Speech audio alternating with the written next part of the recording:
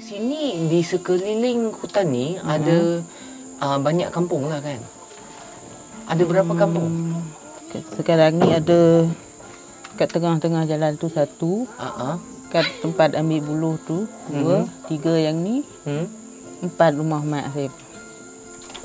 Yang 5 Pakcik Tok tu tapi dia sebelah sini. Jauh lagi lah? Abang dia lagi atas. Berapa jauh? Jauh. Berapa jam kalau nak jalan kaki dari sini ke sana? Kalau kita pergi dalam pukul 1 mungkin sampai pukul 5. Wah. 5 jam, 4-5 jam macam tu. Semua suku kaum Cik Wong lah. Kan?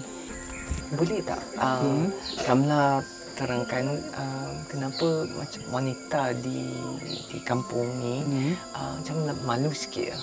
Malu sebab jarang jumpa lah. Jarang jumpa orang. Kadang orang takut. Saya dulu gitu jugalah. Takut, malu. Selalunya memang kaum wanita Cik Mo dia tinggal kat kampung, tak keluar pergi bandar ke mana-mana kan? Tak ada kerja kat luar kan? Payahlah kerja. Nak ada sekolah, tahu baca. Itulah payah. Dia pergi sekolah? Dulu ada. Macam saya tahu baca. Kakak saya, adik saya tak tahu. Bahasa Malaysia tahu, tapi kalau nak Inggeris, saya tak tahu. Sampai hari ini pun ada ramai di kampung tak pergi luar, pergi sekolah. Ramai? Macam orang dalam ramai. Kat luar je ada. Yang rumah ni, ini bahan-bahan semua dari hutan? Dari hutan. Biasa je berapa lama kalau nak bina rumah macam ni? Kalau nak buat papan macam ni, 2 minggu. 2 minggu.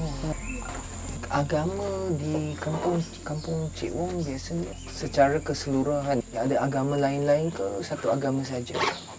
Diorang ada. Diorang masuk Kristian, Islam pun sama. Macam saya tak ada. Maknanya ada satu keluarga, ada yang Kristian, ada yang Islam, ada yang tak ada. Mak mentua saya dia Kristian. Macam tu Maria tu dia Islam dengan mak dia semua. Saya, anak saya Kristian ada satu. Lagi anak saya yang ni, mak dia ni Islam. Tapi semua okey lah kan? Okey. Sejak bila ada yang masuk Islam, ada yang masuk Kristian? 2016. Sejak 2016? Oh, okey. Sebelum tu? Sebelum ni tak ada. Sebab Melayu masa tu jarang lah. Jarang jumpa.